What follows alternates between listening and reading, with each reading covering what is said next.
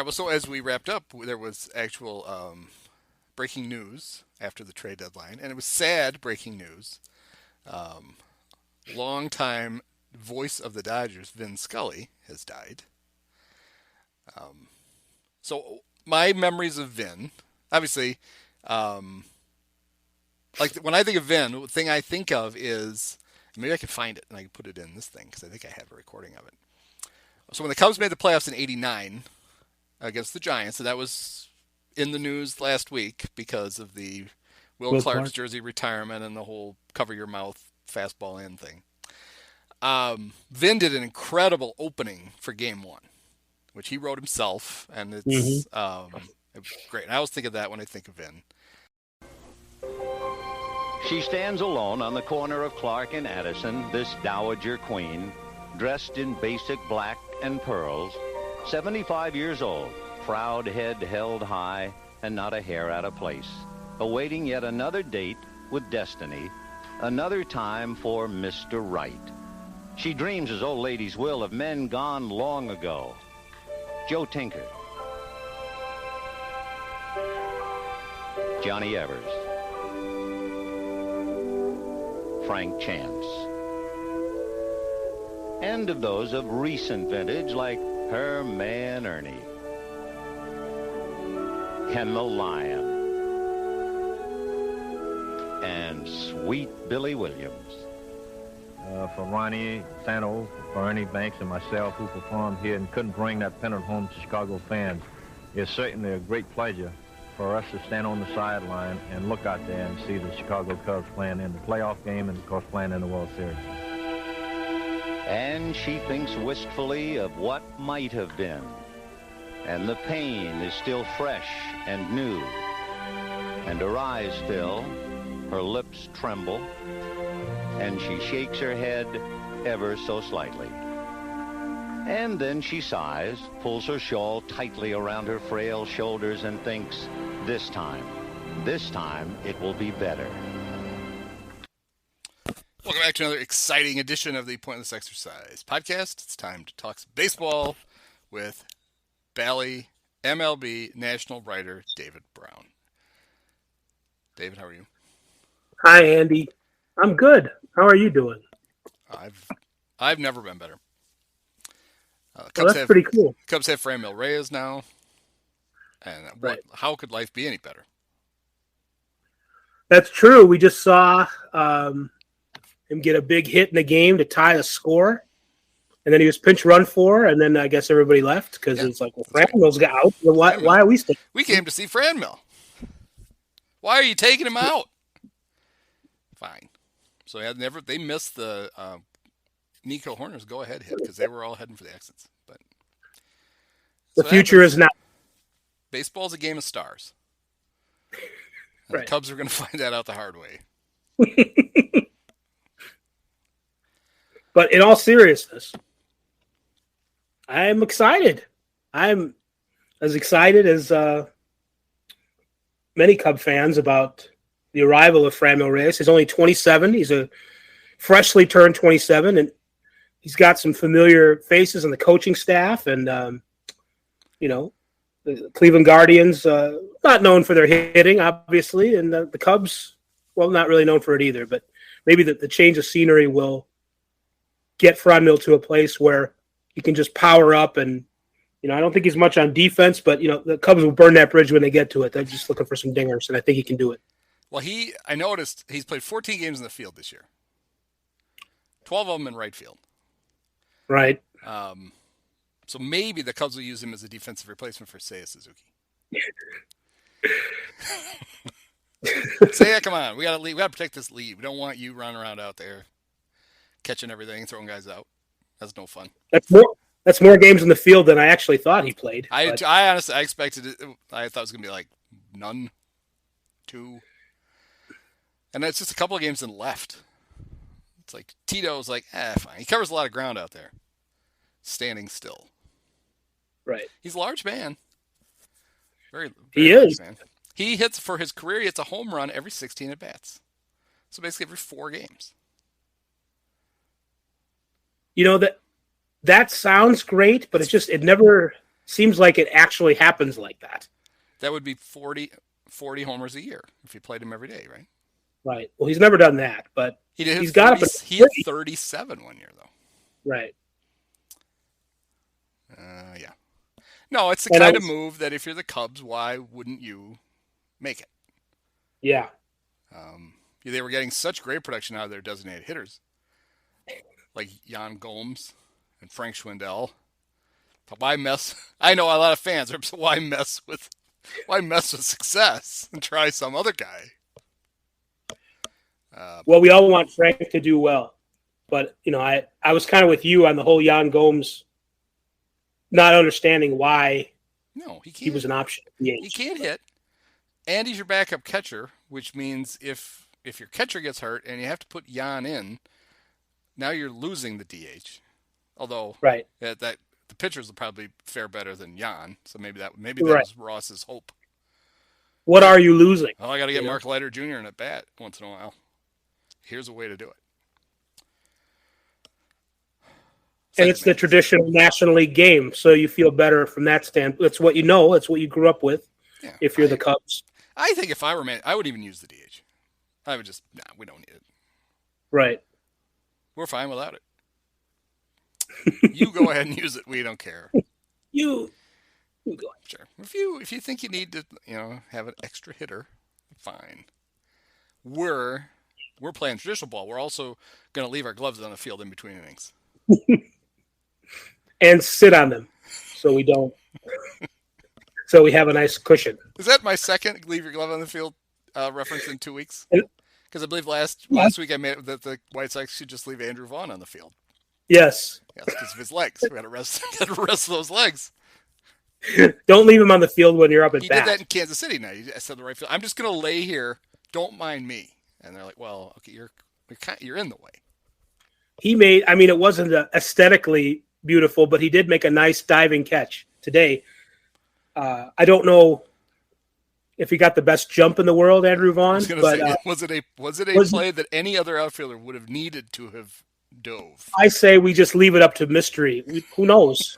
Who knows? But in the end, he made it, and it was a diving catch, and nobody died. Nobody went on the IL. As Joe Madden famously said a lot, the box score is numbers, not pictures. It doesn't have to look good. You just have to do it. So that's fine. Yeah, so my bone to pick with the Cubs right now. The Cubs, though, Jed's cleaning house. Yesterday, sat in the dugout, just kind of casually told everybody, Jason Hayward will not be playing for the rest of the year, and I've already told him that we don't want him back next year. He's got to go. You can still play ball, he just can't play here. Right. And you don't have to go home. You can't stay here. We're going to pay you $22 million to not play for us. Which honestly, I wish they had done that years ago, but that was fine. And then the thing, my column on Monday, my newsletter on Monday, I thought I had this brilliant idea. I was like, why is Frank still on the team? He's bad. They're not even playing him at first base anymore. They put Patrick Wisdom over there instead. And I'm like, I know why. Because they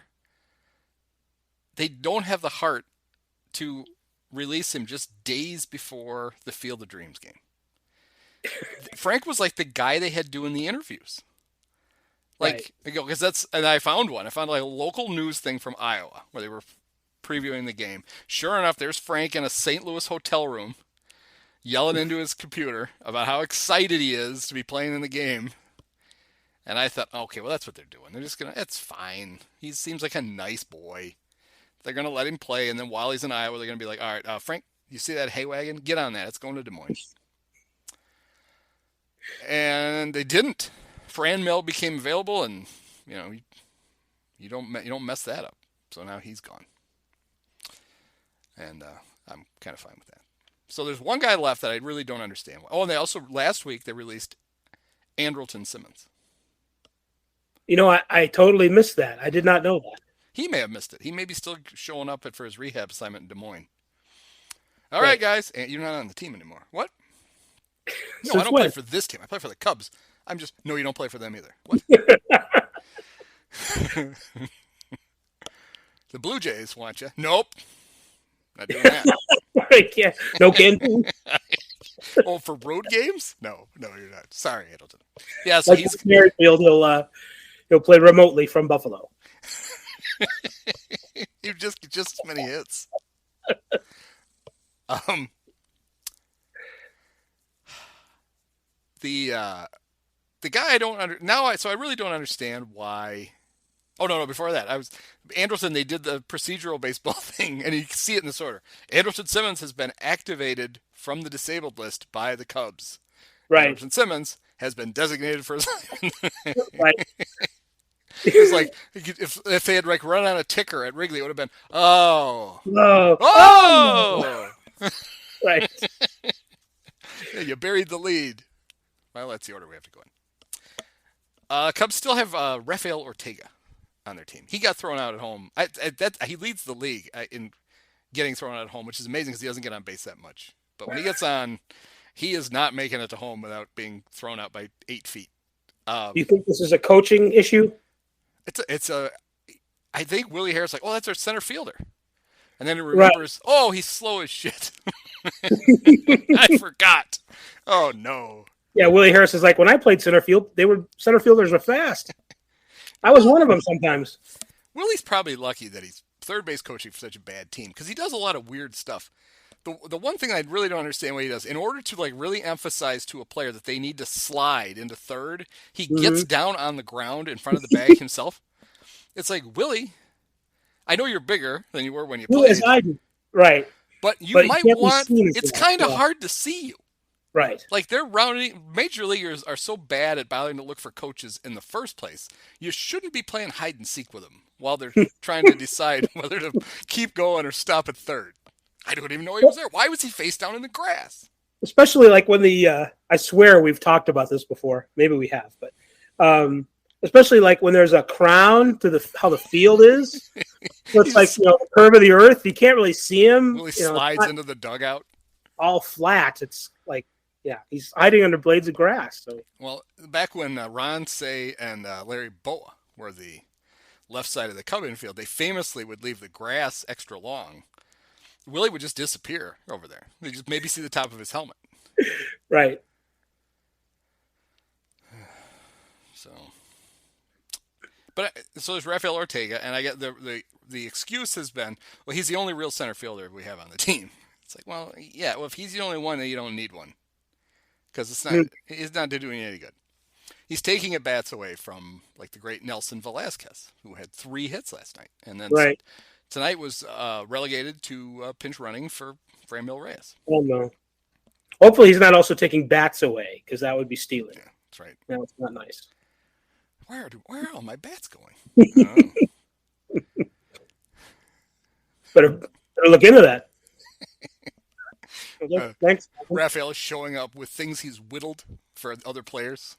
Look at this. It's like, man, where are you getting all the wood for this? Nowhere. What is this? Did you whittle Fusilli Jerry from Seinfeld? I did. Don't sit on it. An amazing likeness of Wilson. Great. I mean, it's just for you. I believe it was 2 days ago. Cubs had Nick Madrigal bobblehead night. They did? Yes. The thing that. Yeah. Oh, I remember when they announced it in the winter. It was like, oh, really? He's still good in August? You're really. This is quite a prediction. Crossing our fingers. The cool thing about it is, I remember when I was a kid, I got a Michael Jordan like growth chart poster. Yeah, like the one in Home Alone. You know the one I'm talking about? I bet it was. Okay. I bet it was the same one. So I had that poster. And it was 6 feet, a little over 6 feet, 6 inches tall. Yeah. Well, the Nick Madrigal bobblehead is a normal bobblehead size, but it is also a Nick Madrigal like growth chart. Nick stands next to it, and he's eye to eye with his own bobblehead, which is nice. Right. I did see somebody had gotten it, and it was this guy Crawley, big Cub fan, and he had a picture of his recent bobblehead acquisitions, and I was really disappointed that the Madrigal bobblehead is like normal, is regular bobblehead height. Right. I mean, you're really missing out. If that thing should have been half the size of a normal bobblehead, then that would have been funny. But why bother to have a bobblehead of the tiniest player in the league and make it normal size? Well, He might not think it's as funny as we do either. You saying he doesn't know he's short? Well, I'm saying he probably knows. But I don't know if he's going to take it with the humor that you and I. Look at this. Look at Nick. We made a tiny little bobblehead of you. Yeah, I suppose he probably. Well, next year it's going to be Nick Madrigal growth chart night, so that's going to be something else too. It's the only growth chart that comes on a 3x5 index card. I hate that. I don't want to do play-by-play of a game while I'm doing a podcast. But this is big news. Zach McKinstry, he has 3 hits tonight. He had 1. 3 of the 4 hits that he has all year, or he had something 1 like hit that? coming in. He was 1 for 14 with the Dodgers. He was 0 for 14 with the Cubs. He got his first hit tonight, and he did the funny baseball thing where he asked for the ball, and they gave it to him, which I did think was kind of funny. And now he's tripled it. He's got 3 hits. I love that sense of humor. So he's like 4 for... He's batting over 100. He was batting 40 coming in. You're batting 100, kid. Not 1,000? He's 4 for 32. 1 for 8 if you reduce. Yeah. What is that? 125? Maybe. Math. I'm not even going to try. Hurt myself. Oh, that's not right. Doing math on the pod. That's very exciting. Ha! 0.125. Look at that. I'm a calculator. Well, you're a baseball fan. You know those basic batting average computations. I do, actually. Right. I do a lot of math. I wasn't kidding. Yeah, so the Cubs, in just a couple of days, will be playing in the Field of Dreams game in beautiful Dyersville, Iowa. Second annual.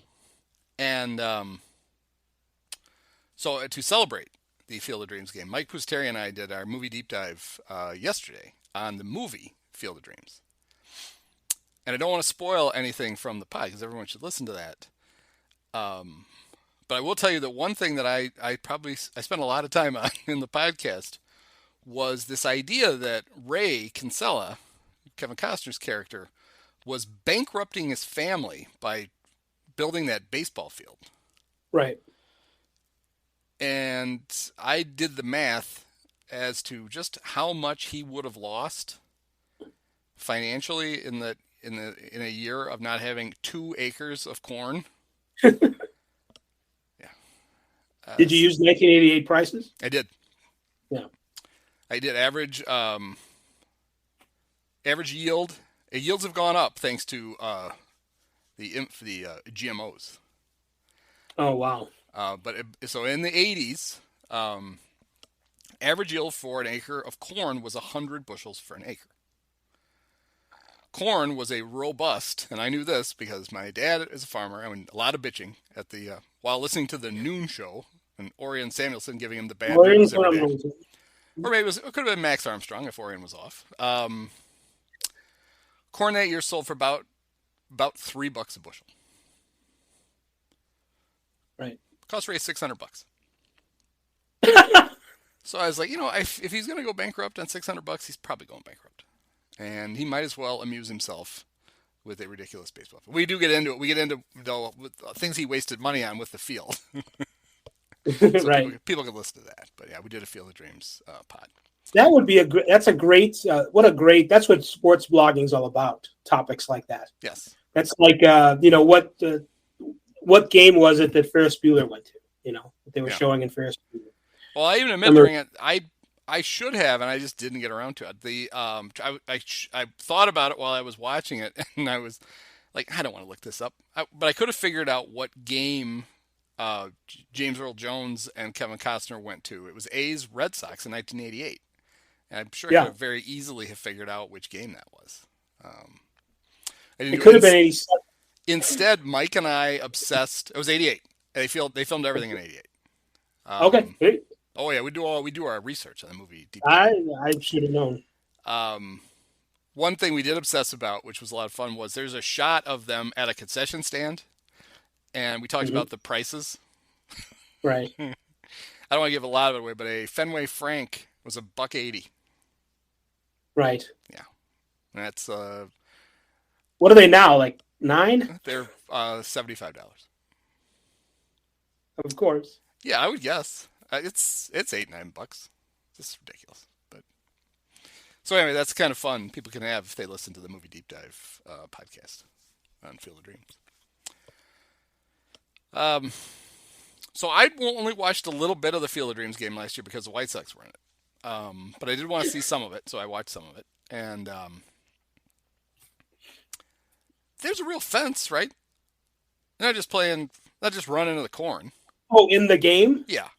Yes. They I wouldn't say to my consternation for realism's sake, but yeah, they added a fence. It wasn't in the movie. It was just corn. Well, and actually, I think it's a different field, right? Right. The field from the movie's still there. Right. And then they built the stadium because you can't really play a game on that. So, right. Although that would be fun. They should do that. That would be more fun. It would be funny anyway. Yeah. We went out and measured. It's 118 feet to right field. So we think we could be a few homers today. Yeah, they built it. It's kind of I am picturing this. I've been, and I'm not going to tell the story again because I told it on the pod, but I have been to the Field of Dreams 3 times. Mm-hmm. Yes, twice in the same trip. Oh yeah, I did tell that story on here. Yes, twice in the same trip. So I'm an expert. I know all about it. Right. Yeah, they built a little bit to the west. They tore up a bunch of other corn. So there's some farmer who should be getting yelled at there. The neighbors should be sitting at the side of the road with their coolers yelling at him. Although I would guess here's a question. Major League Baseball probably paid quite a bit of money. Are we talking sweet corn or the utilitarian whatever corn that you feed to animals? No, you're talking. Yeah, you're talking field corn. You're talking seed. You're talking the stuff that they make. Stuff you don't eat, but they make all kinds of shit that you eat out of and gives people, diabetes. Oil. And, yeah. Right. Yes. No. Yeah, sweet corn is a different thing. We leave that up to like the Green Giants of the world. They grow that stuff. Yeah, this is the stuff they make ethanol out of. It's going to save. Yes. Going to save the world with ethanol, which would be nice if it worked right. But mostly, it leaves a little bit of water in your gas tank, and people wonder why the bottoms of their cars rust out. But that's fine. Other than that,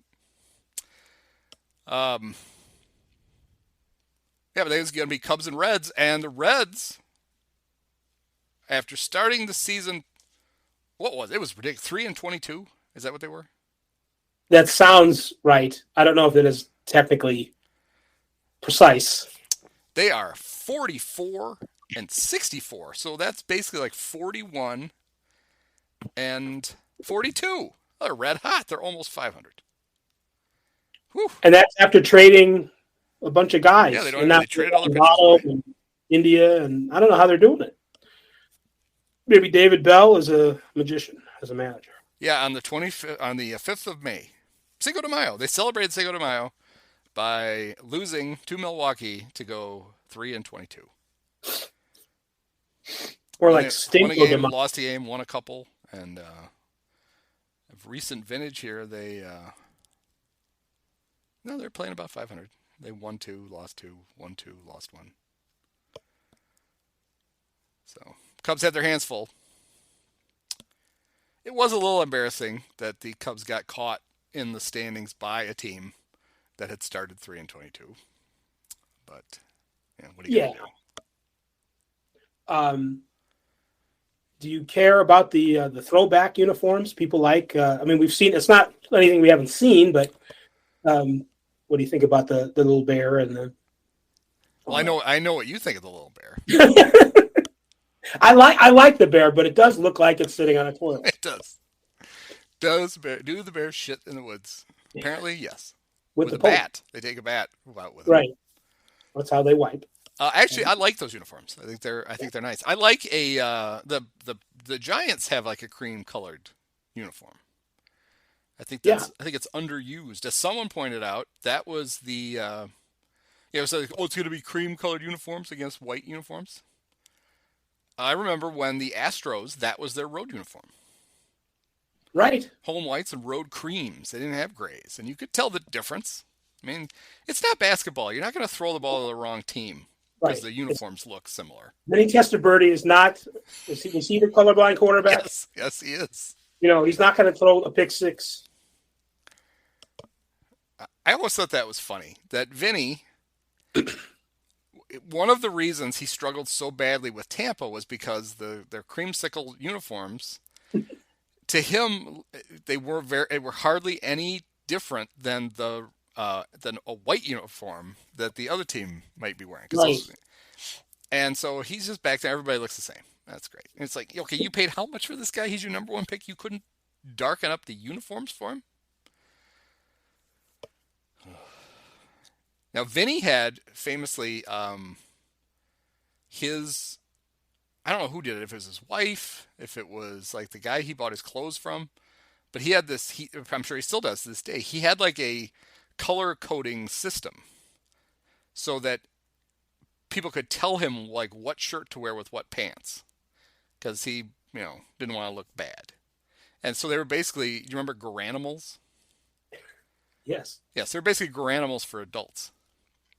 And so I always thought that was funny, but it was even more embarrassing when Peyton Manning was a rookie with the Colts. And he's not colorblind. But his mom had to go through and like group his clothes together. Like he put like a whole outfit on a hanger for Peyton because he showed up for a game dressed like, I don't know if you remember the famous Britney Spears and Justin, I don't know what award show it was, but they both wore nothing but denim.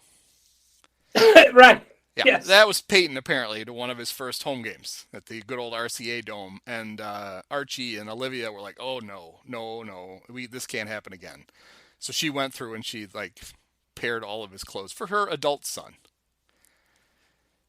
Yikes. I'm sure he would say, well, I'm just so focused on football, I can't worry about fashion. Omaha. And then he runs out. Yeah, he would just scream Omaha and then run. Yeah. Well, I can't make too much fun of all these people.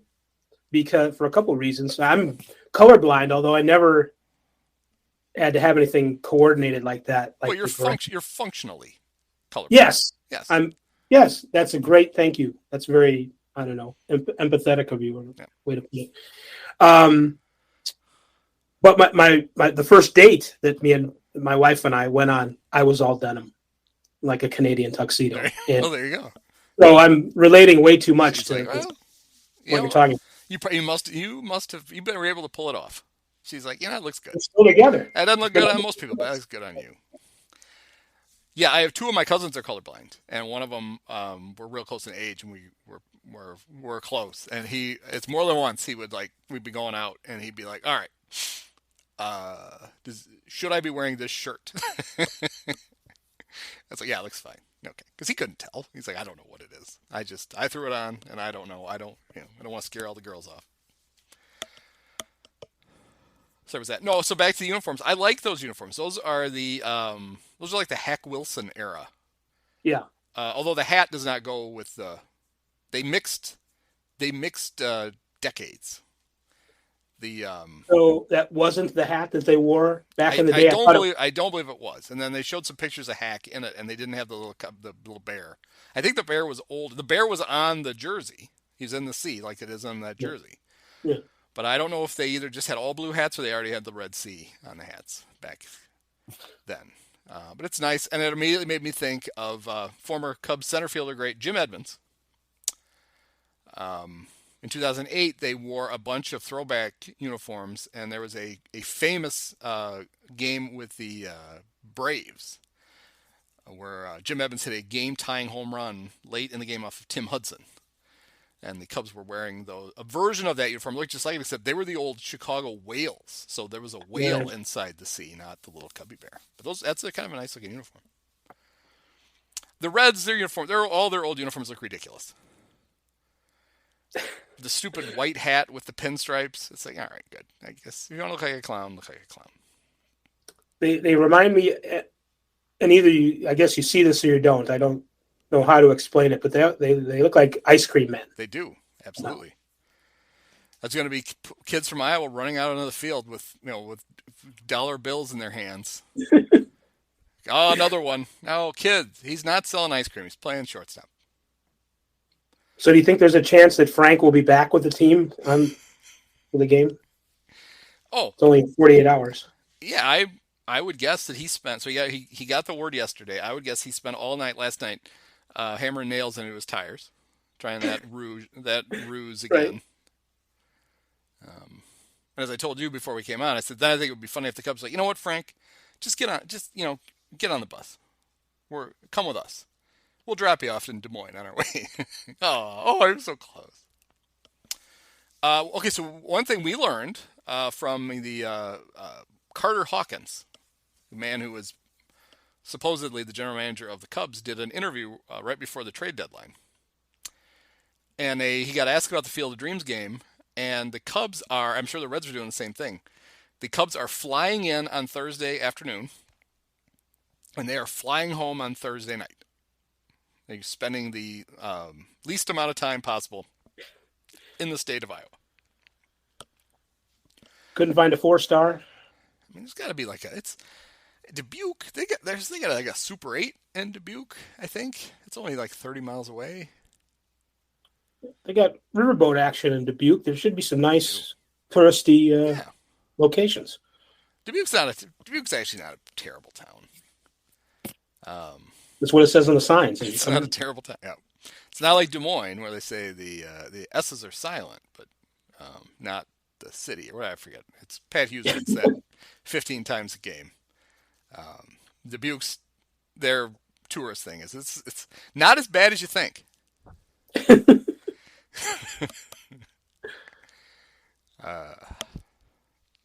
But I guess that'll be fun. I mean, if you got to watch the Cubs and the Reds, there might as well be something else going on. And if corn seems like as good a thing as any to have out there, why not? It's great. I was kind of surprised. I guess maybe I shouldn't be surprised because it's baseball. But that when they first announced they were going to do a Field of Dreams game, it really sounded like it was going to be kind of this cool one-off. Yeah. And the baseball's like, oh no, we're going to run this into the ground. We're going to do this for years, long after you've all lost interest. We're still going to be doing it. Like, oh, good. And assigning two of the worst teams in the National League to the game is a pretty good way to accelerate that process.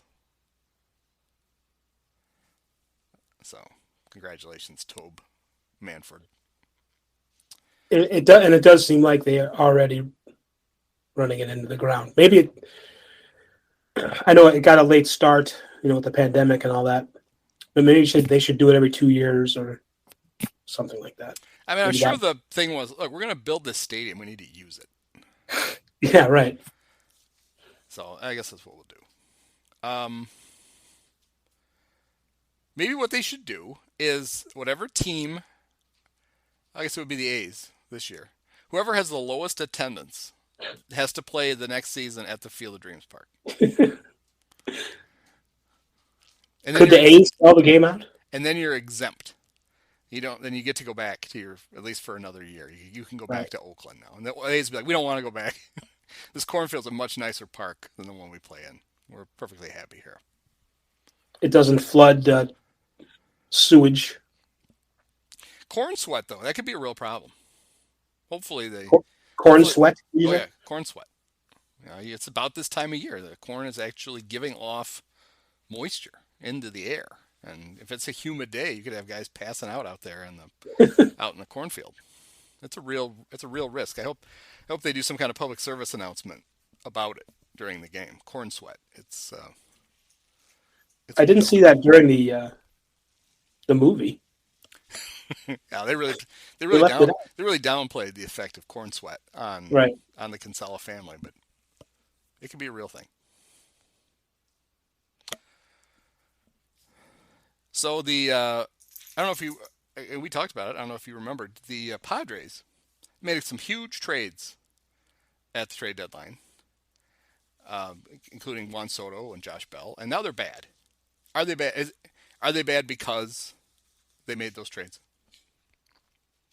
Yeah, they didn't know what a good thing they had, and be careful what you wish for and all that other stuff. So Yeah. that it's funny. This is they've had they had a lot of adversity last year too. They did not respond well to it No, they didn't. and finished the season, I believe, 12-34, which is really hard to do. Like no matter how bad you are, like Yeah, the Cubs didn't even do that. right. So this is really the first time that, and this year they've had, they haven't had Tatis all season, and they've had other issues that haven't gone well. But Bob Melvin, one of the more respected skippers in the league, he's up until this point kept them going. So they're just having a hard time getting Juan Soto and the other new pieces to fit, I guess. Although I did see him make a nice play in right field with that weird outfield at Petco, where it just juts out. I don't think OSHA approved. Replace it with corn or something. Yeah, every year they're like, could you? All right, our recommendation is that corner in right field, you need take a pool noodle and slice it, and then just stuff it on that corner. That'll protect the outfielder from that pointiness. That's a real thing. I'm sure they tell them. I just thought it was funny that it'd been like a week and everybody's like, "Oh, the trade didn't work." It's like, oh, can we give it more than a week? Maybe they had to play the Dodgers a bunch, and the Dodgers are kind of good, so that might have something to do it. They are kind of good, and they already were kind of well in front, so it wasn't like the idea wasn't to add all these players, to add Juan Soto, and then pass the Dodgers. Right. In August, yeah. We're only 16 games behind. I think we can catch them. Right. So, patience, everybody. Patience. So I watched some of the Padres and Dodgers that were on Sunday Night Baseball, and I had watched it the week before because the Cubs were on. Maybe it was 2 weeks before. Maybe it was just the week before. Anyway, recently the Cubs had been on. And Sunday Night Baseball is really leaning into the miking the players and talking to them on the field thing. And in the Cub game, they decided they wanted to talk to Sayid, which is fine, except obviously you have to talk to his translator, Toy Matsushita. And then he's going to ask Sayid, and then Sayid's going to answer to him, and then he's going to answer back to you. And it's like, okay, this does not make for good TV at all. It just doesn't. But the thing that makes for worse TV is that, and Carl was still doing it because they interviewed Juan Soto while he was playing right field in Dodger Stadium. Karl Ravech asks like 6-part questions. And, right. And it's like, Carl, you're gonna have to simplify the questions because it's kind of pointless. But he did. Juan did actually have to field the ball while they was talking to them, which I thought was pretty funny because it just usually seems like they interview an outfielder and you just see them like occasionally they have to run over and like back up a play, but you never get one. Juan made a nice play in the gap, and Carl was quick to tell him nice play. He goes, "Hey, thanks." That was funny. Yeah, and that's probably the only part of that interview in that case that made sense. Yeah, you got to be concise. You got to keep it simple. It's, I mean, as someone who tries to think up questions to ask these guys, it can be hard. It can be hard to come up with good questions, and it also to just not talk circles around yourself while doing it. So right, but you'd think, yeah, they know. It's not like they. I might assume. Yes. Who knows? Maybe they literally just send a guy into the dugout and like, who wants it? Damn, I want to talk to Karl Ravech. And they just stick the thing in your ear and send you out there. I have a feeling it's prearranged, and Carl and Eduardo Perez and David Cohn and all of their many producers and Buster Olney, they've got hours to write questions. I think you could take like, who do I want to talk to him about? Okay, how about we come up with a question that is one part and one sentence and like 8 words long. Can we try that? Yeah, let's try it. And let's do 5 of those. And then just in case we have enough time to fill, and then don't make it a yes or no. And there was controversy during the Sayid interview. because he got asked. Actually, this was funny. So I was writing along. I was writing my column while I was watching the game, and I thought they took a break for like 2 innings because they were interviewing him in the dugout, not in the field. And then he had to bat 1 inning, so they skipped it, and then they went back to him later. But I was like, if you're going to do this, I think do it. If you want to talk to him in the field, make his translator stand out in right field with him. And you're talking to him, and he's just yelling to Seiya what the question is. And I even joked this would be funny if you see him and Seiya both running after the ball, and he's just yelling, Carl wants to know if you think Chicago-style pizza is a casserole. And I wrote that joke and thought, haha, that's hilarious. And then they go back to the next half inning. Seiya's mic'd again. They got the interpreter. First question is, what do you put on your hot dogs? Oh. But there was some controversy because one of the things, Seiya had a lot of stuff that he likes to put on hot dogs, and one of the things was ketchup. Oh, that doesn't go over in Chicago very well. Which I always think is funny. Like I don't put ketchup on hot dogs either, but when you eat a Chicago style dog, the thing is covered in tomatoes. So are we really supposed to get that huffy about ketchup? There's some hypocrisy going on, for sure. But here's where I thought the controversy was. Now, I don't speak that much Japanese. Only what I picked up watching the Michael Keaton movie Gung Ho. That's pretty much all I know. But he clearly said, I heard him say, wasabi ketchup. And that's a thing. And I think you should be forgiven for having ketchup if it's wasabi ketchup. Because, now you give it a nice little kick. So I'm going to be nice to say it. I'm not going to besmirch his hot dog toppings. No, I think you are, technically correct is the best kind of correct. And it ceases sort of to become ketchup when you add the wasabi to it. It's a different condiment altogether. I mean, not altogether, but largely. That's a different thing. So I don't know what else, if you added wasabi to something else. I have had wasabi mayo. And it's good. On a hot dog? Yes, on a hot dog. And on sandwiches. It's pretty good. Yeah. So maybe I'll start hanging out with Seiya. We'll try all the condiments with wasabi in them. I think that would be fun. Now I'd hang out with him. Okay, all this food talk. This is a very focused podcast that we're doing tonight. I like this. All this food talk is making me think of something I forgot to talk about twice. I mentioned it to you once when we were after we wrapped up a podcast. It's a food-related topic that's also a TV-related topic. It's perfect for the baseball podcast. But actually it is. So there's that show on Hulu called The Bear. Yeah. And so it's about this fictional Chicago, I don't even know what kind of restaurant it's supposed to be like a Mr. Beef, I guess. Except they seem to make all kinds of other stuff too. Like the menu is way too big for where they are and what their clientele is and that. But anyway, I don't know if enjoy is the right word for the show because it's purposely tense. Yes. Like you've watched it, right? Yes. Okay. So I mean, the whole thing is like there's constant chaos in there, and it's a half hour long, and you think, haha, it's a breezy little half hour comedy, and you're sweating by like minute 24, like, oh my God, they're going to kill each other, and they're going to run out of food, and the health code inspector is going to shut them down, and there's, but in one of the episodes, I think like the third or fourth episode, there's this weird thing in it where, so this one guy, the bear, well, I guess he's not. Is he the bear? Yeah. Is that it's their Carmine? last name, right? Is like something close to Bear, and that's I guess his nickname. I don't know. Anyway, the guy the head chef, everybody's chef, but the head chef, the guy who never combs his hair, doesn't wear a hairnet. He has inherited this restaurant from his brother, who killed himself, and his sister is I don't know if she owns any of it. I guess it doesn't really matter. But anyway, she has this dopey husband that nobody likes. They just think he's kind of a dope.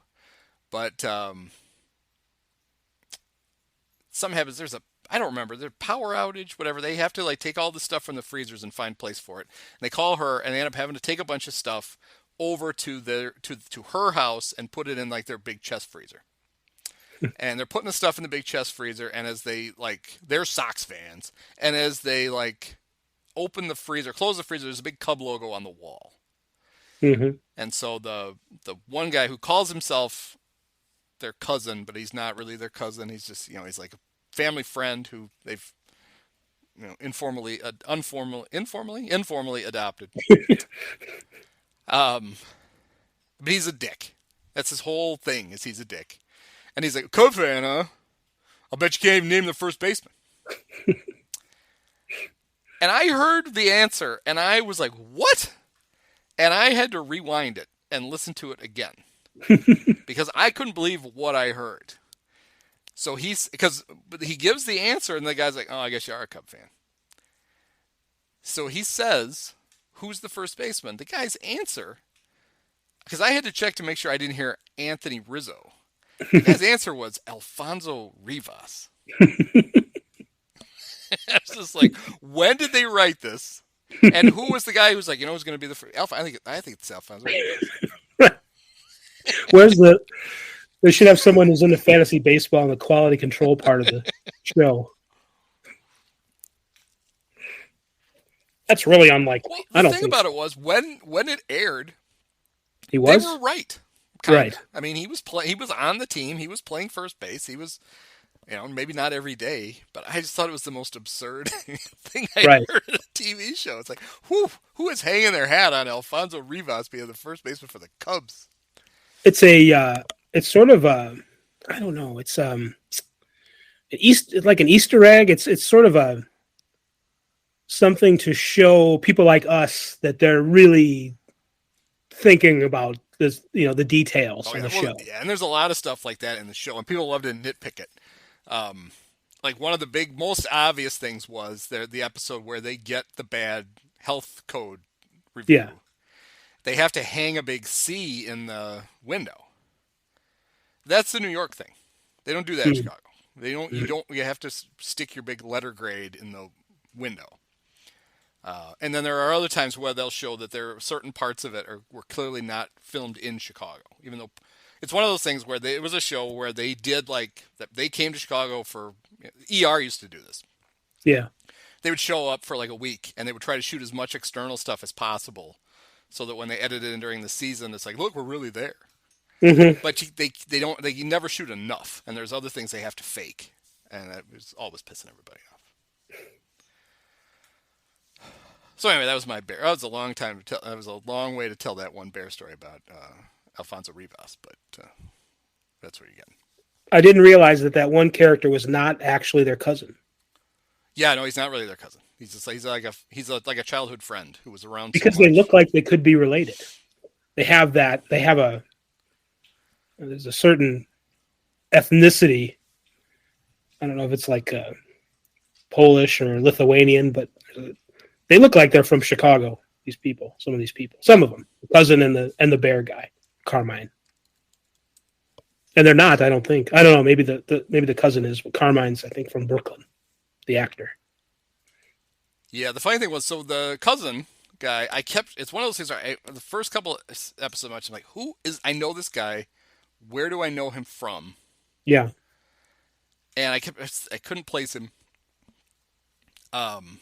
So there was Hulu did a movie, not even a movie, it's like a mini, everything's a freaking limited series these days. Yeah.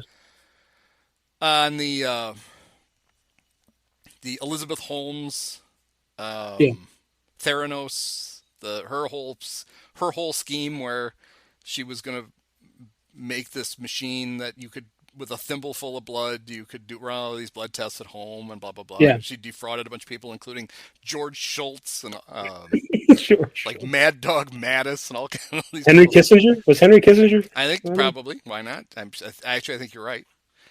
So I had there's a great documentary which I was on Hulu about it, and I also read the book Bad Blood, which is written by this guy named John Carreyrou, and I was like, who is Cousin? Well, it turns out he's the guy in the movie, in The Dropout, which Amanda Seyfried plays Elizabeth Holmes. She's incredible.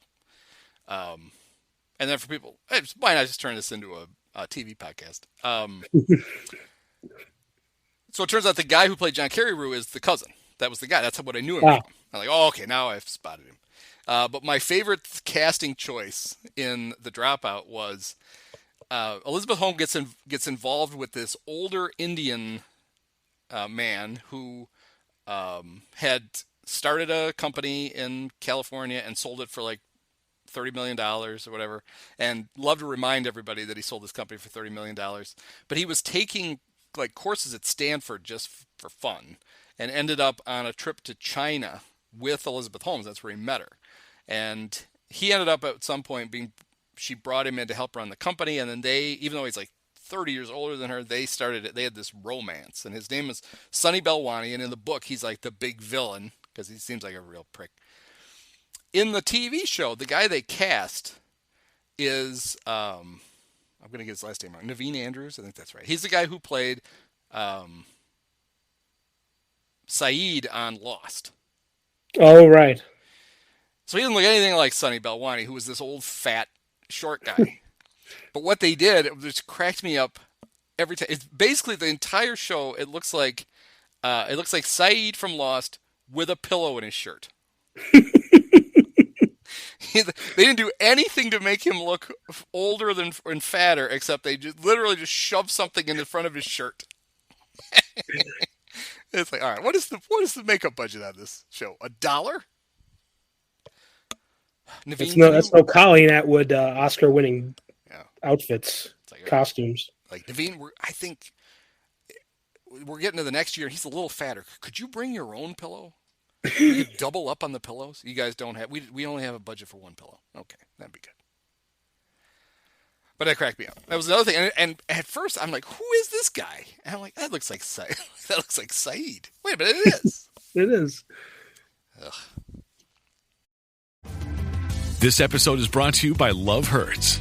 Kiwi Kwan has had quite a career, from childhood roles in Indiana Jones and the Temple of Doom and The Goonies to a recent Academy Award win for Everything Everywhere All at Once. But now Ki finally stars as a leading man in the film Love Hurts. Love Hurts is the perfect date night movie with its mix of over-the-top action, comedy, and a ton of heart. Love Hurts, only at theaters February 7th. When it comes to towing, seeing is believing. That's why Chevy Truck's advanced camera technology offers up to 8 available cameras for 14 unique views, so you can focus on the view that really matters. Chevrolet, together let's drive. Learn more about Chevy Trucks at Chevy.com.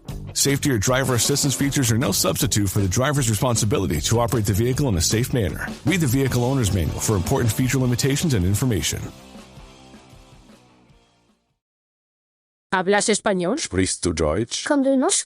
If you've heard that sound from Babbel before, I bet you do. Babbel is the science-backed language learning app that actually works. With quick 10-minute lessons handcrafted by over 200 language experts, Babbel gets you on your way to speaking a new language in just a few weeks. With over 16 million subscriptions sold and a 20-day money-back guarantee, just start speaking another language with Babbel. Right now, up to 55% off your Babbel subscription at babbel.com/Spotify podcast. Spelled BABBEL.com/Spotify podcast. Rules and restrictions may apply.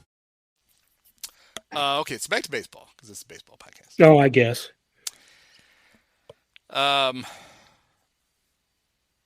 So what, like the worst possible time, it's never great to lose one of your best players, but the worst possible time has to be like right after the trade deadline. Right. So somebody today on Twitter said, I just saw Tim Anderson in a cast in the hospital. And everybody's like, what? No, the White Sox are in Kansas City. And then the White Sox are like, oh yeah, he tore a tendon and he's in Chicago in a hospital having a cast put on it. And it's like, oh, I guess that guy was right. I don't remember the guys who broke the Jose Quintana trade, like wet Butt 23 and whatever. I wonder if Wet Butt was the guy who was at the hospital.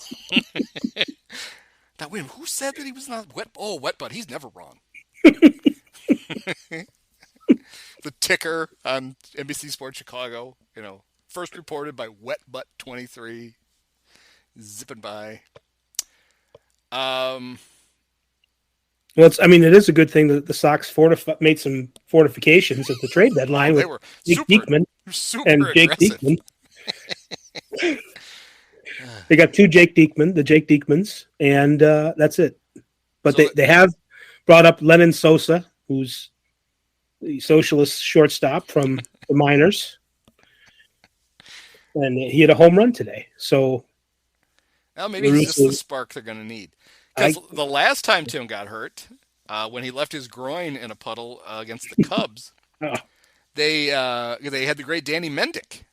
And they don't have the great Danny Mendick anymore because he left his knee in a pile over by because they're the White Sox. And I even saw this. This was maybe my favorite take. There was a guy who was like, oh, the White Sox, who of course they're injury prone because they don't have Herm Schneider anymore.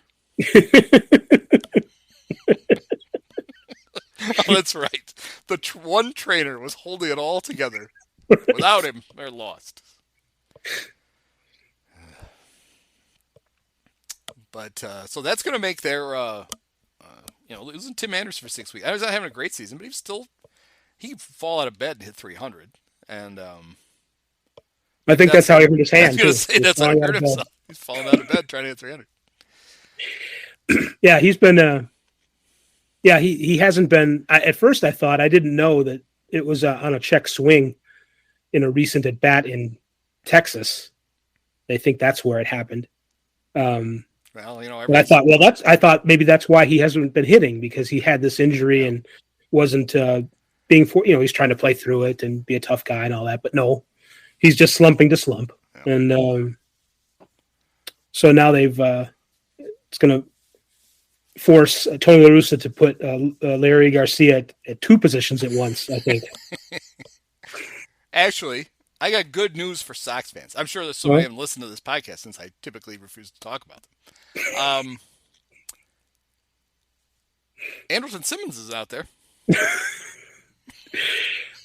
I mean, I could see it. Cubs just made him available for you. I could see it. I mean, you're joking, but oh no, I'm only kind of joking. And I know it's the kind of thing that they would do, and then Tony would play him every day. He would. The good news, if for Sox fans, if they get him, he has saved up all of his hits. He didn't use any of them yet this year. He was 13 for 75 with the Cubs. That's I love that you think that. Well, you don't really think, but I love that idea that's how that works. That's like the old. Every time a guy would break a bat, they'd be like, "Oh, here's a new one. It's still got all its hits in it." Right. But yeah, so you pick up Andrelton. He really, I'm really surprised the Cubs gave up on him because he had. You're surprised if they give up on anybody, aren't you? He had a double. He had one. That was his extra. He had one extra base hit with the Cubs. It was a double. It's always a good sign when his batting average was 173 and he slugged 187. So it's Miguel Cabrera like power. I don't know how anybody could have seen it coming because last year with the Twins, he hit a robust 223 with a 283 on base and a 274 slug. It seemed like he hit 15 extra base hits last year and 412 at bats. Oh my goodness! I mean that's pretty good. He had made himself a better hitter. Excuse me. Up until maybe 2017, 2018, he was kind of... Well, as late as in the pandemic year, he had 297 with a 346 on base. Mm-hmm. That'll play. He didn't slug. He slugged 356. He hasn't slugged since 2018, and that was 417. That wasn't exactly, but he had 26 doubles and 11 homers. So at his absolute peak 4 years ago, he would be a useful hitter. And a very good defensive player. And I'm not even sure if his range is there anymore. Hopefully it isn't, so the White Sox don't sign him. But if his range might have still been there, but his arm is shot. Yeah. Whether permanently or not, the Cubs made a couple of really big pickups right before, right as at the early days of spring training after the lockout. Key acquisitions. Anderson Simmons and Jonathan VR. Two guys who clearly were like, wait, the lockout's over? Oh, shit, I should probably start working out. VR showed up like 30 pounds overweight. It was hilariously overweight. And Anderson showed up and played catch the first day and then couldn't throw a baseball for like 3 weeks after that. And the Cubs were like, oh, we gave how many million to these two? That's a great investment. That's wonderful. Yeah, at this point, those are the kind of guys that maybe you bring in at spring training, sort of expecting to cut before spring training's over, without them having too much of an influence on what actually might happen during the regular season. The Cubs clearly thought that VR would be a guy they would trade at the deadline. Like, versatile guy. And it's like, have you been scouting him? Right. And the funny thing is that since the Cubs waived him, I think he's been picked up by 2 other teams for like a couple of days. It's almost like the Mariners are one of them. They sign him, and he shows up, and they're kind of like, he walks in, they're like, oh, oh, hey, Jonathan. We see now. Yeah. We have a post-game buffet, but you got to leave some for everybody else. So he's having these short trips to other teams, which is really, I've been enjoying that. Jonathan was a good player. But it's been a while, I think. Yeah, he got 13 games in with the Angels, and then he got 0 games in with the Mariners. But they brought him in, and they were like, "Okay, no, we're not. You can't. No, you can't. You must leave." There is MLB TV. You'd think that they could have just scouted him on there. Well, maybe he looks slimmer on a computer screen. I suppose. He looked so much smaller. Yeah, he was 4 inches tall. On 4K does. Yeah. Well, that reminds me. You're mentioning a 4K reminds me of. So one of the guys that I like to chat with on the Twitters is this guy named Philip Swan, who covers. Mm-hmm. He runs the TV predictions website, and that's his Twitter feed. And he's like the guy who has news about. Actually, one of the things I used to go to him for was he was the guy who would tell you what was going to be in 4K. Like coming up this week, because I obviously got a 4K TV. Like you buy any relatively new TV now, and then I upgraded my Xfinity receiver so that I could get 4K. And there's like 3 things a month that are actually on in 4K. So I'm like, whatever. But he's also with other stuff. He'll break like news about who's gonna he was like one of the first guys to report that the ESPN was no longer going to be in the running for Big Ten football or basketball, which is a big deal. All that kind of stuff. Anyway, he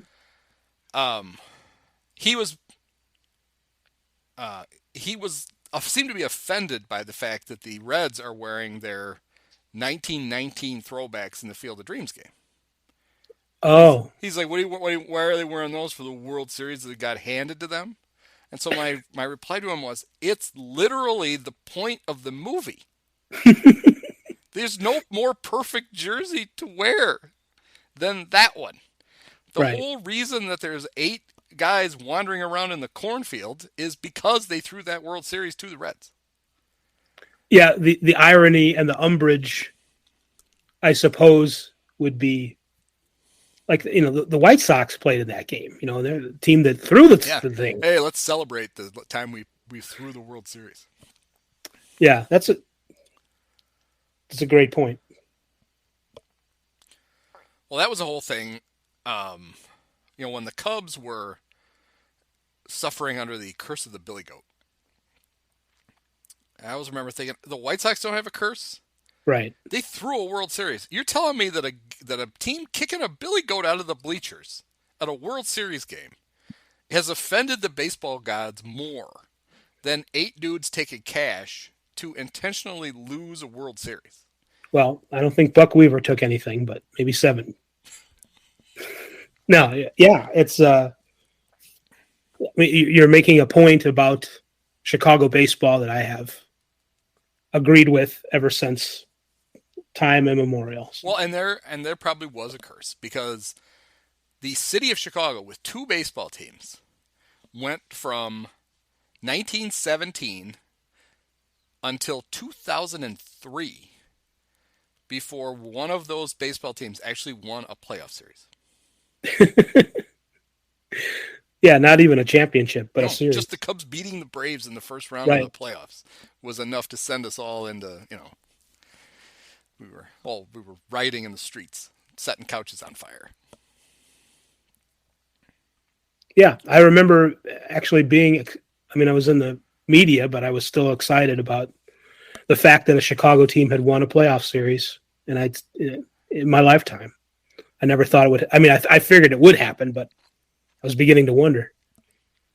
Well, and it's funny, and we haven't. I remember this crap. We have not. The wheel has not landed on 2003 yet. No, it has. We did the 2003. I'm thinking of a different year it hasn't landed on yet. It hasn't landed in 1984, which is obviously the other big one. Because we're only doing, in this iteration of Remember This Crap, we're only going up to 2011 because my co-host, Mike Donahue, stopped paying attention for a few years after 2011. And then I didn't want to get too close to now because it's like, okay, the whole idea of the podcast is to like try to see what we can remember. Right. And talk about it. Well, like, if we're that daft that it lands on the 2016 Cubs and we're like, I don't remember this. Like, of course we remember everything about that. So that we need to get some space. That's years down the road before we get it. Right. So in the 2003 one, I guess I must have actually talked about it, but because of how that Brave series was amazing. It was so much fun, and you had Kerry Wood pitching great twice. You had Mark Pryor out dueling Greg Maddux at Wrigley. The Cubs managed to blow Game 4, and it's like, now we got to get on the plane, go to Atlanta. It's like, well, they're screwed. There's no way they're going to win that, and then they win that game. But that team is not remembered all that fondly because of what happened in Game 6 and 7 of the NLCS. Right. I mean, it's not like people are like, I hated the 2003 Cubs. You immediately remember all the bad shit that happened in those last two games. Right. And the other stuff that, I guess the point I made on the thing was, if they had played the Marlins and just lost, like in typical Cub fashion at the time, which was to lose 4-0 or 4-1, then what we would have remembered more than anything was the Braves series. Yeah, right. And then, it sucked. The Marlins beat us and blah blah blah blah blah. But instead, because you get within 8 outs of the World Series, and it's all of a sudden it's not so that you don't have the cutesy memories of the Braves series anymore. You just remember the torment of Game 6 and 7. And that's how it is with 2016. Obviously, everybody remembers Game 7, but people remember games that happened before that, or the playoff series that happened before that. It's all, it's so much good that happened at that point that you kind of remember it all. You don't remember just the end of those. Right. So, yeah, I mean, if it had ended with if the Indians tack on one more run in that inning, and they end up going on to win the World Series, then we're obsessing over Game 7, and the stuff that we think back to now, Javi's home run off Johnny Cueto in Game 1, the wild comeback in Game 4 against the Giants, Anthony Rizzo using Matt Caesar's bat, and Az Russell wearing Matt Caesar's underwear, to turn that around. The Miguel Montero, the grand slam, and then the game, Game 6 when Kyle Hendricks and Aroldis face one over the minimum, and breeze to we won't remember any of that stuff. But you're right, because we won the World Series, now it's all like one big piece, and we remember all of it, and we luxuriate in all that. So, and it's weird because, like with the Bears, I get to what I remember of the second Super Bowl is Devin running the kickoff back for a touchdown, and then nothing. It's like it's all been expunged from my memory. I have vague recollections of Rex's tiny little wet hands not being able to hold on to the ball, and him throwing a interception, and Muhsin Muhammad not even bothering to chase the guy who intercepted the pass. I mean, there are certain things I remember. And what Dominique Rhodes, like running for 400 yards. I know what happened, but I can't, like, if you held a gun to my head, I couldn't tell you what order any of that shit happened in. No, and it's universally true. I know you didn't pay attention to the White Sox, but when they won the World Series, people will also remember AJ Przinsky stealing first against the Angels, and that I remember because he cheated. right in the history, yeah, cheated to win this time, and that's what turned the curse around with the White Sox. They cheated to win. That was the good part. You're probably right. And then El Duque pitching out of a jam against the Red Sox and the playoffs, and so yeah, that is universally true what you're saying about World Series memories. It's just sort of it's like a lovely pearl necklace that you just add little jewels to. Remember everything that happened. I saw a highlight from the 2005 World Series that I'd never seen before on Sunday.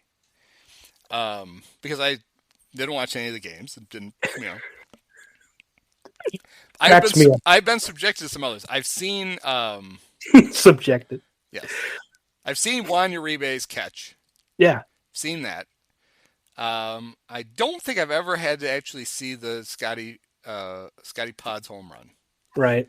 But so the game on Sunday on Peacock was Orioles Guardians. Right. And the Guardians announcer was Rick Manning. And the Orioles... No, it was the Astros. It wasn't the Orioles. I could say that because Trey Mancini was mic'd up, but he's not an Oriole anymore. He's an Astro. The Astros announcer was Jeff Blum. Yes.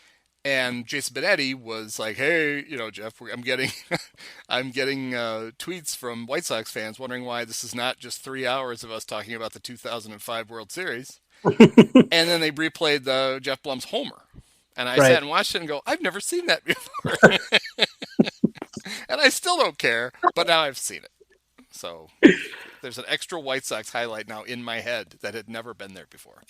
I knew he'd hit one because I heard the tales, but I'd never seen it before. I was not that impressed, but that's fine. Well, it was one of the few runs scored in that game. Not very much offense happening. It was so late into the night that I remember the Northwest Herald. I was covering that I was a columnist for them. They literally stopped the presses for the White Sox until that game was over. And then we had to turn around and write something. I have no idea what I wrote. It probably didn't make any sense or was any good, but they stopped it for us. So it was kind of fun to have the presses stopped for you. That would be it would be impossible for them to do it now. Right. Because I believe they print all of the Shaw papers in Milwaukee. On the moon. Oh, right. And so they couldn't. They'd be delivering those things at like 2:30 in the afternoon if they stopped the presses. Right. Yeah. No, they're printing the Onion next, so we're gonna have to wait until morning. Yeah.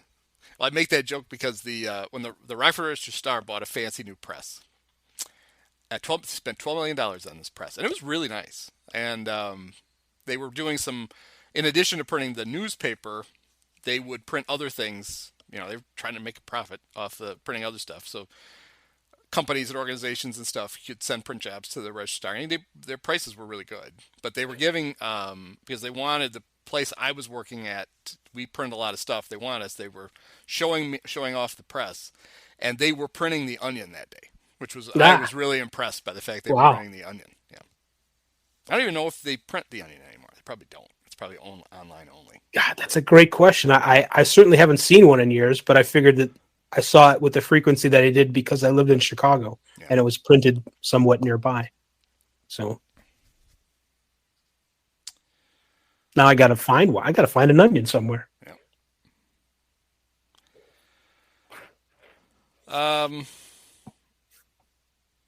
What else? So Chris Sale was in the news again. Oh my God. So here's the best part of this. This was, I heard that he broke his thumb or just a finger. I think he broke his thumb. I broke his hand somehow. I was about to ask what the difference is, but I understand that there is one. Yeah. But anyway, he broke something on his hand. And my immediate thought was, not his pitching hand. And my immediate thought was, oh, I hope it was during a rehab assignment and he was like busting up a hallway. But it wasn't. But it was almost as good. he fell off of his bike. Apparently, he had worked out already in the morning and had gone home, and then he was going to get lunch, and he hopped on his bike and he fell off his bike and he hurt his hand. Other things, he scraped himself up pretty good. It sounds like. So I thought, all right, but that's still not the best bicycle-related injury to a pitcher that I know of. And I think we've talked about this, but my favorite one was when Steve Trout fell off an exercise bike. He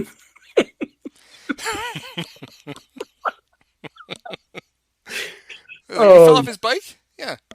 Why was he on a real bike? He wasn't. How do you fall off an exercise bike?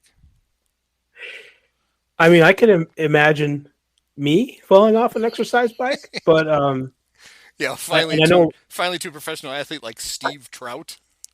I know people sometimes make fun of baseball players not being as athletic as others, but I can't imagine this. No, he was a kind of a tall, gangly fella though, so yeah. Maybe with those big long limbs, it's harder than we're giving him credit for. Staying on. Was it? I'm trying to imagine this. Was it a bike where,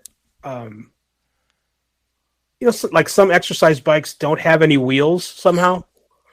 Was it like Three Stooges era when they go exercise in the gym and throw the medicine ball around and they do the exercise bike and it was like, I don't know, it was a square wheel or so. It didn't look anything like a bike at all. I don't know how it worked. But well, the worst part was at the same day, Rick Sutcliffe hurt himself.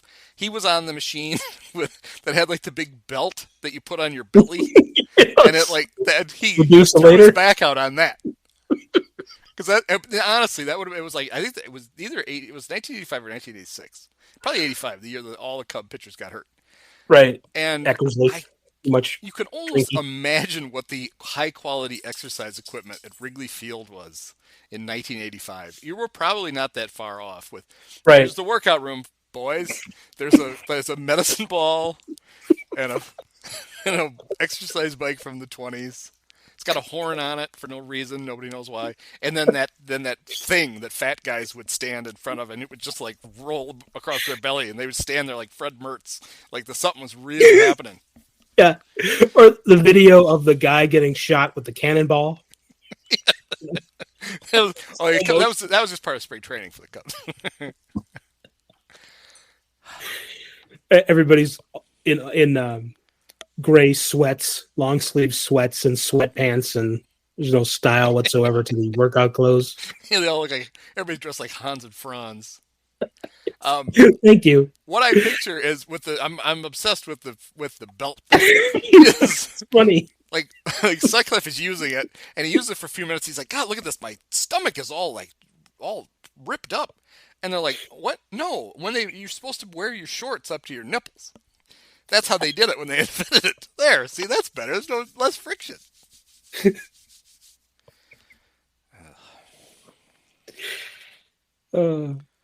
What an image.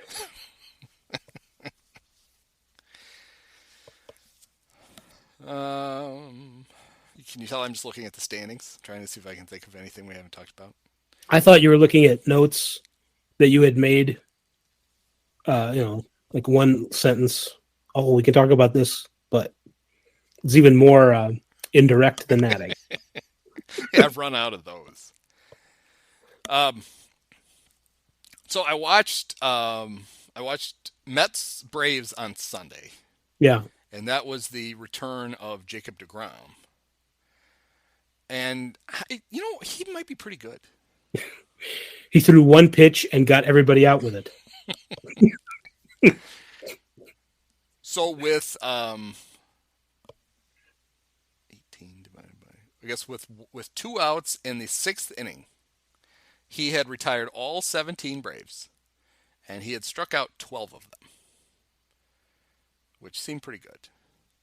And then he, who did he walk? He walked somebody, and then Dansby Swanson hit a home run. It was one of those where he was only supposed to, Buck had told the writers that he was either going to be 6 innings or 75 pitches.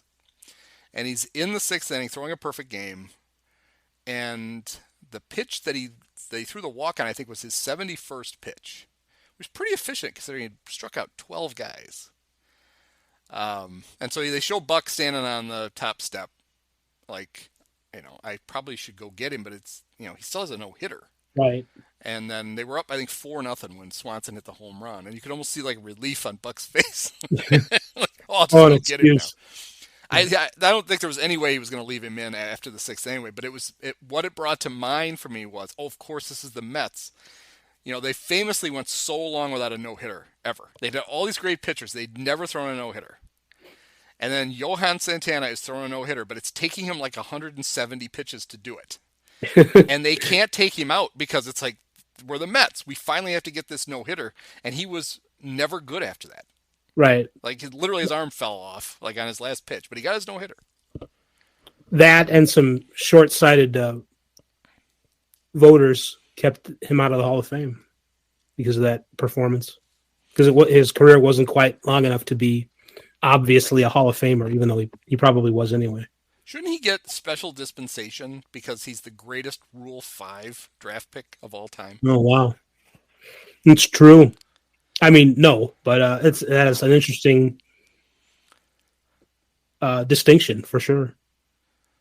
Yeah. Better than Akil Baddoo. I'll tell you that. Yeah, for the Cubs, the second best one was David Patton. I remember they stashed him in the bullpen for that whole year, and every time he would pitch, it's like the excuse was he was getting just rockets hit off of him all the time. Like, well, the excuse was he really shouldn't be in the big leagues. They just have to. They're stashing him because he's such a great prospect, and he's overmatched. And maybe that was true, and maybe it ruined him. But when he came back later and he was no longer needed to be on the roster, he was just as bad. Somebody made a joke that I don't think you made, but it was one of those jokes that you could have made. So it must be hilarious. It was. I thought it was. Okay, I'm giving it so much build up. You're probably not going to laugh that much, but it was something to the effect of, if the Mets can win it all this year, this will be their first World Series without cocaine since '69. Are we sure? I mean, no. I mean, I thought of that too, but Jerry Koosman has run afoul of the law in recent years, but I don't think ball players were doing too many of them were doing coke in '69 yet. So, well, yeah, probably not. Well, I was thinking this year's team. Are we sure? Are we sure it'll be the first one right. cocaine? Yeah, it's come back a little bit, so we're probably not sure. In fact, yeah. The other thing that happened in the Mets game as I was watching it, I took a screen grab of it and I sent it to my friend Wayne Randazzo for his comment, and he did not comment on it. And I was not the only one to see this because when I had rewound and took the picture and then posted it on Twitter, and immediately somebody said I was trying to get that and Hulu wouldn't let me rewind. So they're showing DeGrom in the dugout, and over his shoulder you can see Luis Guillorme kind of doing the thing where he's sitting on the top of the he's sitting like on the back of the bench, so he's up higher, and he's got a Gatorade cup in his hand. And I started to notice him because he was blowing on the Gatorade cup. And I'm like, why does he have that's hot on like an 85-degree day in New York? So I'm looking at Luis. But then he did something even weirder. He did the thing where he stuck his thumb over one of his nostrils. And he farmer snotted into the cup. So that's what I got the picture of. And sent it to Wayne's like, what is going on here? And I got no explanation. But I mean, he had something kind of hot liquid, and he was blowing his own snot into it. I was intrigued. Madison Bumgarner likes to do that too. Oh yeah, he's Mr. Snot Racket. Yeah, he had an injury at some time as a youth, or maybe it was as a professional, and that he's got like bad sinuses, and that's why he's always running the nose and snot rocketing. Snot rocketing. So last week when we were doing this podcast, as we signed off, we found out that Vin Scully had passed away. Yep. Which is ironic. Is he still alive right now?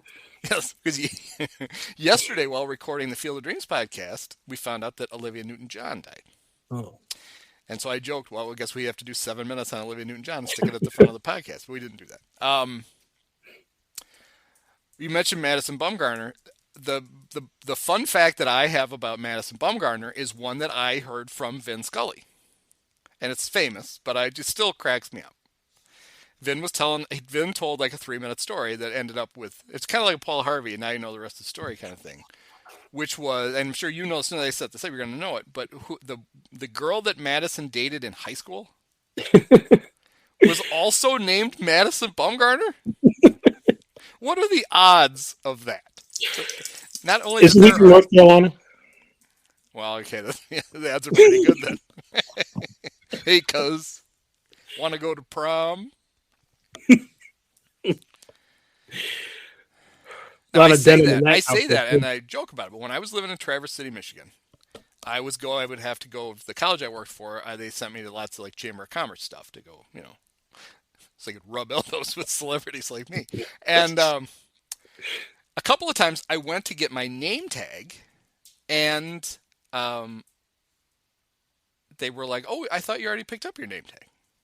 And I'm like, "What?" And they'd have to make me one. And I'm like, "What the hell is going on? Somebody's stealing my name tag." So finally I go to one, and there's two name tags that say Andy Dolan on them right next to each other, but one of them is ANDI. Turns out there was a realtor in Traverse City her name was Andy Dolan with an I. Mm.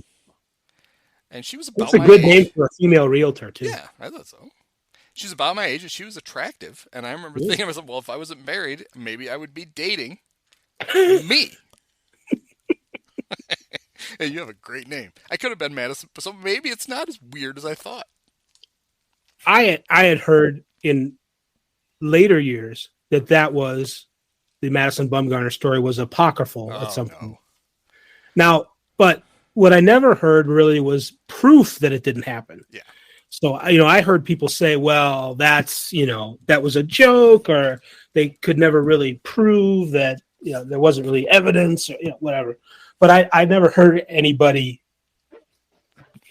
say that with any kind of evidence that it didn't happen. So I think it sort of has become kind of one of those legendary things that might or might not be true. I don't think we can say definitively that he never dated anyone with his name. So, all right. Do you know Ted Berg? Yeah. Okay. Former USA Today. Yes. December 9th, 2014. My birthday. He wrote this. Headline: Madison Bumgarner once dated a girl named Madison Bumgarner. Right. So this be pre-debunked, we think? Oh, it looks like the original story was written by Tom Verducci. You can't tell me Tom Verducci was... Yeah, that's why Vin would go for it. Now I'm doubting the doubters at this point. I didn't remember that Tom Verducci broke that story, but Tom can get kind of smug about things, so... Oh, yeah. Not only first tells you this, and then he goes through his whole... Any pitcher who pitches 50 more innings than they did the year before they turn 24... It's like, oh, he's doomed. I remember that as a younger person, writing that... This seems like junk math to me. Yes. You know who get hurt? Pitchers. Who also get young pitchers. I would think if you could stretch that stupid innings thing that he had for his theory in either direction, and you'd end up with just as many guys getting hurt, because pitchers get hurt because your arm is designed to throw things underhand, not overhand. Right. The way your shoulder works, like we should all be playing fast pitch softball, but we don't want to do that. Right. All right, go ahead. Let's not. I don't want to put too fine a point on it, but there are conflicting beliefs out there about how true that story is. Let's just say that.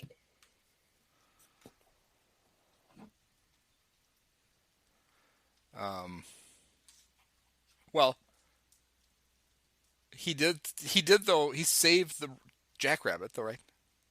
That was the other Vin story where they cut the snake open and the rabbit came out. Oh, right. Oh, there, and sort of circling back to what we've talked about already, there's another guy who had a bike accident, Madison Bumgarner. He was biking in Colorado and fell down, go boom, and missed significant time, just like Steve Trout, sort of. Was it Clint Barmas? Was he the one? Clint Barmas story. Didn't he fall down the stairs carrying like a side of beef or something? Deer meat. Deer meat. Deer meat. I don't know if it was from his kill or a family kill or what, but yeah, he was some venison and had it wrapped up and lost his footing and he fell down, go boom. My favorite one was Moises Alou, who everybody knows blew out his knee playing basketball. Yeah. Said that he fell off a treadmill. Because he would get all of his money. Right. Because we're not supposed to be playing basketball. And then the best one, I think, was Jeff Kent. Didn't he claim that he broke his wrist because he fell off his truck while he was washing it? He did claim that. Yes. And then there's Aaron Boone, who told the truth that he blew out his knee playing basketball. It was the year after he hit the big home run, I think. Right, it was. And that's why they got A-Rod. Right. And he lost an entire year's salary because he told the truth about how he got hurt. It's like, no, Aaron, you're not supposed to. Don't fess up.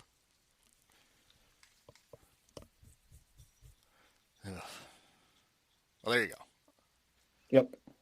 All right, we covered it all. We did this. This is the most informative podcast I think we've ever done. Replete with information, just so chock full. There should be like a quiz after this. See how much people retain. All these important factoids. See how much we retain. So you are going on vacation next week. Yeah, well, it's not. I don't want people to like rob my house, but yeah, right. It's a staycation. Don't mess with it. Right. I'll be in the basement with a hammer. The reason I bring that up is we have someone is filling in for you next week. Is it Mark Gonzalez? It is Mark Gonzalez. I was totally guessing. Well, not totally guessing, but that's a good get. Since the end of the podcast, I'll just tell a story about why Mark's on. I wanted to have him on and just have him on the baseball podcast. Or not even on the baseball, just have him on to talk to him. And in fact, at one point, I was going to have Mark and Bruce Miles on together and just let them basically tell stories to me, which I think would be fun. I'll probably still do that at some point. But so Mike Pusateri, who it turns out is a habitual line stepper, for some reason he was on the field for a Cub game a couple weeks. He's a season ticket holder, a partial season ticket holder, and he got to go on the field and he ran into Mark Gonzalez. And he invited Mark to come on our Field of Dreams podcast. Doing your legwork. Yeah. Which was fine, but I thought it was weird that Mark said yes. Only because I'm like, does he know what he's getting himself into? I mean, there's homework. He's got to watch the movie and he's got to like take notes and whatever.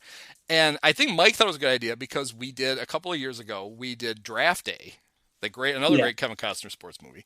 And Dave Kaplan was on with us. But the reason he was on with us is that is as ridiculous as it sounds. That's his favorite movie. Right. I don't know why that would be anybody's favorite movie, but that's his favorite movie. And I knew that. And we just did the podcast to get Cap on and have him talk about Draft Day. So he asked Mark. And then he tells me, he's like, hey, Mark's going to come on. I'm like, oh, okay. Oh, thanks for programming my podcast for me.